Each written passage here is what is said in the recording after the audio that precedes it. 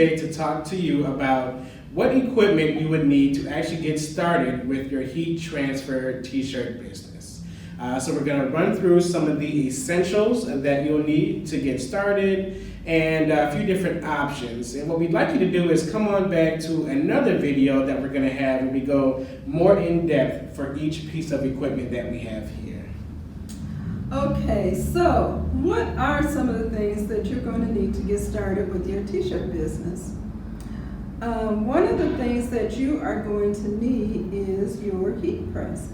So what we have here is just a small heat press that we use when we travel to press on site.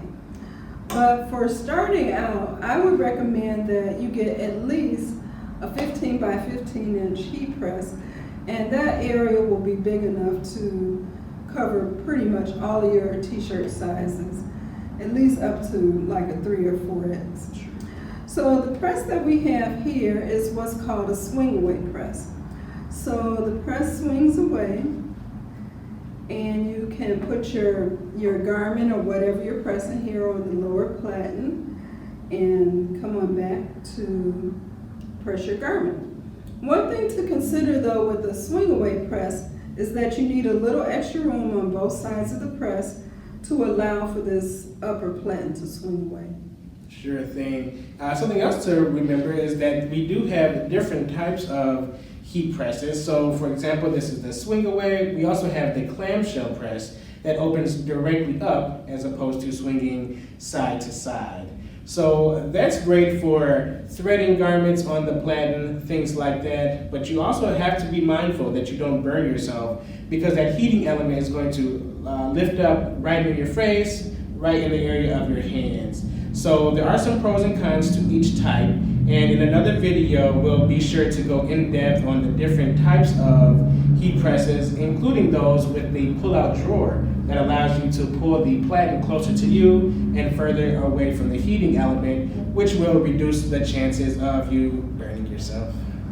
Absolutely, and we're going to do some follow-up videos at our shop where we can show you the different types of heat presses. Sure. So the next thing I'm going to talk about is your cutter.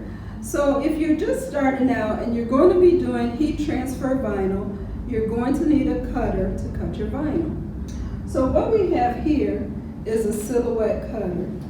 This is one of the popular craft cutters, as well as the Cricut. That's another popular craft cutter that's on the market today. As you progress in your business and you start to have more volume, you'll want to move up to a bigger cutter. And for us, we use the GraphTech cutter at our shop. Yeah. So next we have different types of vinyl. So just like the heat press, there's different type of vinyl that you can use based on the job you have. So for example, here we have a glitter vinyl.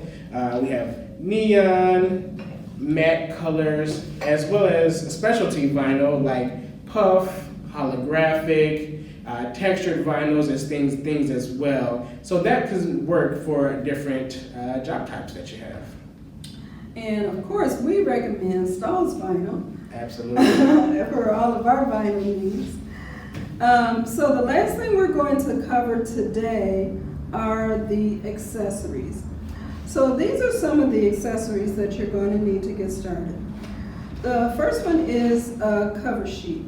So you use a cover sheet like this. This is kind of like craft paper, or a Teflon sheet to both protect your garment when you're heating it and also to protect your upper platen so that the vinyl doesn't scorch the platen or get stuck on the platen or something like this. Next, you're going to need your mats. This is silhouette cutting mat, and you use it to feed your vinyl into the silhouette for cutting. Of course, you're going to need some things like scissors and tape. This is Scotch tape, but you'll also need heat tape, which is a special tape that will not melt under the heat. Also, you're going to need some rulers. I really love this ruler in particular due to the grid lines on the ruler. which will allow you to cut straight and line things up straight with the grid lines. You're going to need some weeders. Of course, I really like this weeder. This is a Stahls weeder. It has a nice sharp point, and just the curve of the way that the weeder is made makes it easy to get the vinyl up off of the mat. This is what is called a heat eraser. So this just draws the heat out of your garment. Sometimes you need to wait for certain vinyls to cool off before you peel off the top sheet. And this will just draw some of the heat out so you don't have to wait so long. And of course we have our lint rollers. I always suggest that you lint roll your t-shirt or whatever you're pressing before you put the vinyl on it, just to get all that lint and debris off of it. Right. So, well, guys, again, we're not going to keep you too long, so we just want to do a quick overview of the items that you're going to need to get started on your heat press journey. So go ahead and hit that like button if you like or enjoyed the information that we have in this video. Give us a subscribe and make sure to hit the notification bell so you'll know the next time we have a video coming out. Again, thanks so much for stopping by, and we hope to see you guys in the next one. Bye. Bye.